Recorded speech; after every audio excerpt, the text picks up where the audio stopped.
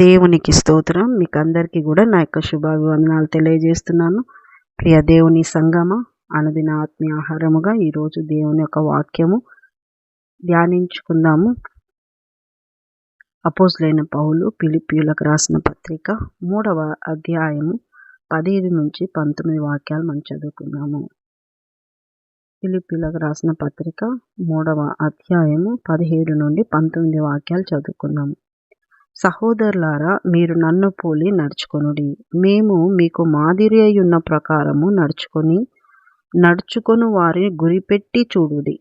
అనేకులు క్రీస్తు శిలువకు శత్రువులుగా నడుచుకొనుచున్నారు.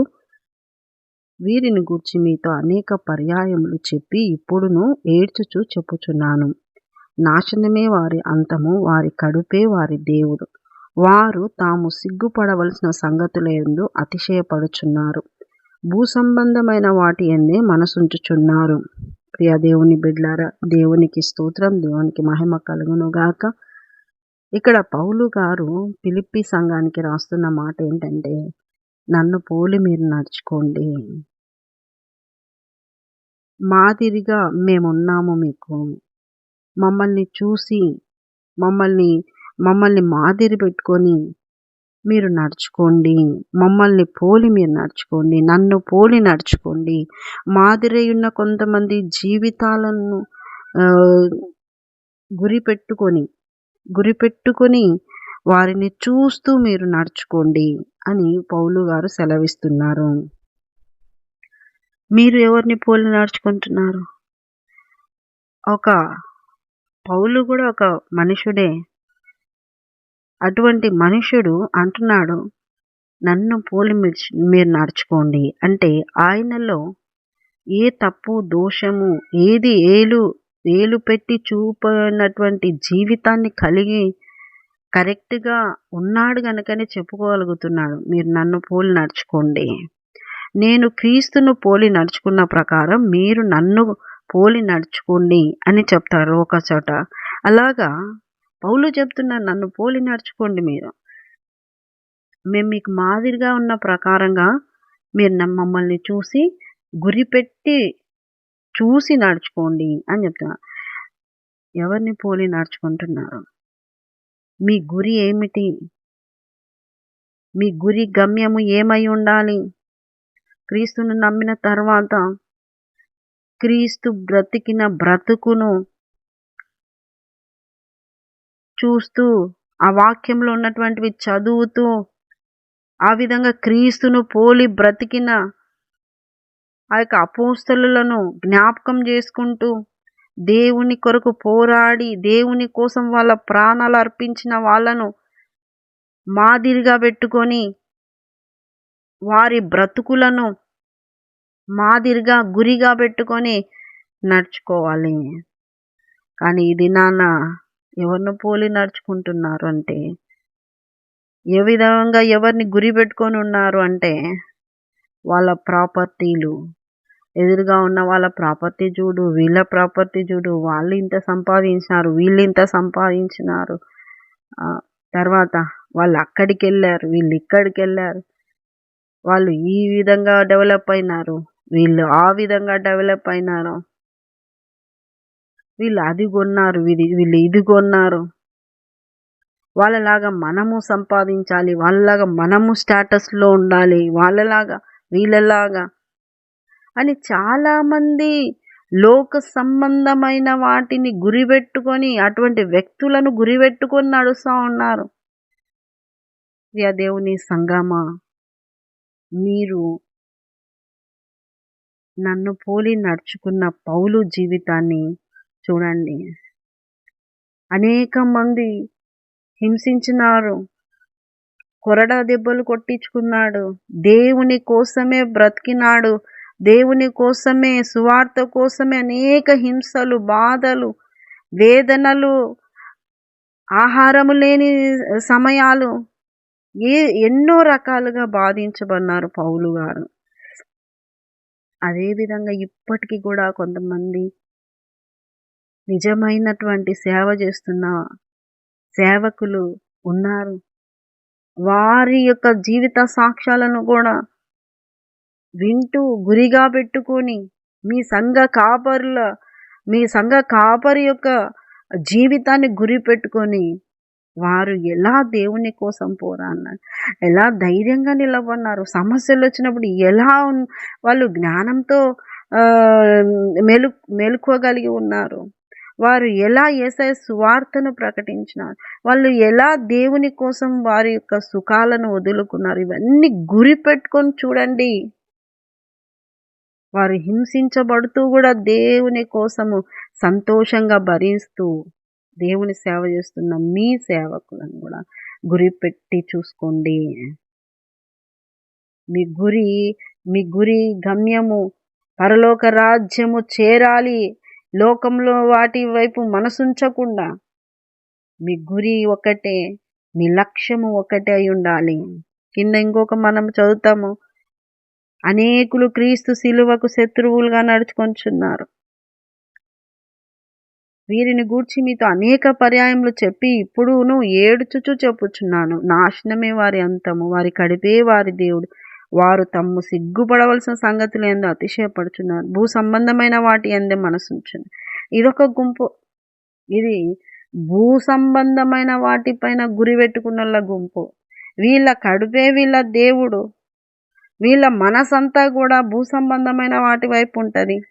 వీరు సిగ్గుపడాల్సిన విషయాల్లో గర్వంగా చెప్పుకుంటా ఉంటారు. వీళ్ళు సిలువకు శత్రువులంట. దేవుని బిడ్డలారా, ఏది గురిగా పెట్టుకున్నావు? ఎవరిని గురిగా పెట్టుకున్నావు? ఎవరిని గురిగా పెట్టుకున్నావు? ఏది గురిగా ఉంది నీ జీవితంలో? పరలోక సంబంధమైన వాటి విషయాల్లో గురిగా పెట్టుకున్నావు అంటే బహుమానం పొందుకుంటావు. లోక సంబంధమైన భూ సంబంధమైన వాటిపైన గురి పెట్టుకొని మనసు పెట్టుకున్నావంటే వారి నాశనము, వారి అంతము, వారి నాశనమే. చివరికి వారికి నాశనమే కానీ వారికి దీవెన లేదు. ప్రియ దేవుని బిడ్డలారా, భూ సంబంధమైన వాటిపైన మనసు పెట్టుకుంటున్నావా? భూ సంబంధమైన వారిపైన మనసు పెట్టుకుంటున్నావా? భూ సంబంధమైన వాటి విషయాల్లో గురిగా పెట్టుకొని లక్ష్యంగా పెట్టుకొని పోరాడుతున్నావా? అది చివరికి నాశనమే. కానీ క్రీస్తును పోలి నడిచిన వాళ్ళను గురిగా పెట్టుకొని నువ్వు నడిచినట్లయితే నీ జీవితంలో నువ్వు బహుమానమును పొందుకుంటావు. ప్రియ దేవుని బిడ్డలారా, ఎలాంటి గురిని కలిగి ఉన్నావు? ఏ గురి నిన్ను క్షేమంగా ఉంచుతుంది అంటే క్రీస్తును పోలి నడుచుకోవడం, క్రీస్తును పోలి నడుచున్న వ్యక్తుల గుంపును గురిగా పెట్టుకోవడం. అది నీకు బహుమానమును, క్షేమాన్ని అనుగ్రహిస్తుంది. ఇంకొక గుంపు, మరి భూ సంబంధమైన వాటిని పెట్టుకున్నటువంటి గుంపు గురిగా పెట్టుకున్నావు అంటే ఆ గురి యొక్క అంతము నాశనమే తప్ప అది క్షేమము కాదు. కనుక ఈ గురి పెట్టుకోవాల్సింది నువ్వే. ఈ గురి లక్ష్యంగా పెట్టుకొని నడుచుకోవాల్సింది నువ్వే. సెలెక్ట్ చేసుకోవాల్సింది నువ్వే, నడుచుకోవాల్సింది నువ్వే. ఆ నడిపింపులో గురిని తప్పకుండా, గురిని డిస్టర్బ్ చేసేటువంటివి, లక్ష్యమునకు చేరకుండా, గురి వద్దకు చేరకుండా ఆటంకాలు అనేకం రావడానికి చాలా వరకు పరిస్థితులు ఆటంకాలు వచ్చినా గురిని విస్మరించకుండా గురువైపు పరిగెత్తుతే, ఇదే ఫిలిప్పీలకు రాసిన పత్రిక 3వ అధ్యాయము 14వ వచనం, క్రీస్తు యేసునందు దేవుని ఉన్నతమైన పిలుపునకు కలుగు బహుమానమును పొందవలెనని గురి వద్దకే పరిగెత్తుచున్నాను. హల్లెలూయా. బహుమానం పొందాలని గురి వద్దకే పరిగెత్తుచున్నా. గురి వద్దకే పరిగెత్తాలి, బహుమానం పొందాలి. ఆటంకాలు వస్తాయి, పరిస్థితులలో అవమానాలు రావచ్చు, కొంతమంది విడిచిపెట్టి పోవచ్చు. ఏదేమైనా గురి లక్ష్యమును విడిచిపెట్టకుండా బహుమానము పొందవలెనని పరిగెత్తాలి. ప్రియ దేవుని బిడ్డలారా, భూ సంబంధమైన గుంపు కలిగిన వాళ్ళు భూ సంబంధమైన వాటిపైన మనసు ఉంచుకొని వాటి కొరకు ప్రయాసపడుతూ వాటి కొరకే ధైర్యపరచబడుతూ వాటిని లక్ష్యంగా అటువంటి వ్యక్తులను లక్ష్యంగా పెట్టుకొని ముందుకెళ్తారు. భూ సంబంధమైన వ్యక్తుల యొక్క ఆలోచనలు వారి కడిపే వారికి దేవుడు. ప్రార్థనలే, వాక్యములే, సహవాసంలే, సంఘములే, పరిచర్యలే, దేవుని కోసం ఇచ్చేది లేదు, దేవుని పనిలో పాలు పంచుకునేది లేదు, సువార్త లేదు, ఏది లేదు. వారి కడిపే వారికి దేవుడు.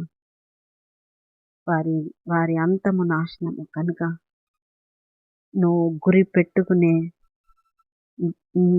పెట్టుకొని గురి యొద్దకు పరిగెత్తడానికి, ఆ గురి యొద్దకు పరిగెత్తిన తర్వాత బహుమానం పొందుకునేది ఉంది కనుక గురి తప్పని బ్రతుకును బ్రతకాలి.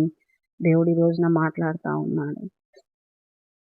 భూ సంబంధమైన వాటిపైన మనసు ఉంచుకుంటే పర సంబంధమైన గురిని నువ్వు చేరలేవు. పర సంబంధమైన వాటిపైన గురి పెట్టుకొని భూ సంబంధమైన వాటిలో ఉండలేవు. కనుక ఏదో ఒక దాంట్లో ఎంపిక చేసుకొని ముందుకెళ్ళాలి. ఏది ఎంపిక చేసుకొని ముందుకెళ్తున్నావో నిన్ను నీవు సెల్ఫ్ ఇవాల్యుయేషన్ చేసుకోవాలి. అప్పుడు నువ్వు దేవుని వైపు ఉన్నావా, దేవుని పోలి నడుచుకుంటున్నావా, దేవుని పోలి నడిచిన వాళ్ళ గుంపుతో నువ్వు ఉన్నావో లేదో పరీక్షించుకొని, ఒకవేళ భూ సంబంధమైన వాటి యందు మనసుంచి ఉన్నావేమో మార్చుకొని పర సంబంధమైన వాటి వైపు నీ గురి పెట్టుకొని ఈ లోకంలో బహుమానం కొరకు పరిగెత్తుతూ దేవుని యొద్దకు చేరేటట్లుగా గురిని తప్పని బ్రతుకు నీకు ఉండునుగాక. చిన్న ప్రార్థన చేసుకున్నాం. దేవానికి వందనాలు, దేవానికి స్తోత్రాలు, యేసయ్యా నీకు స్తోత్రం నాయన.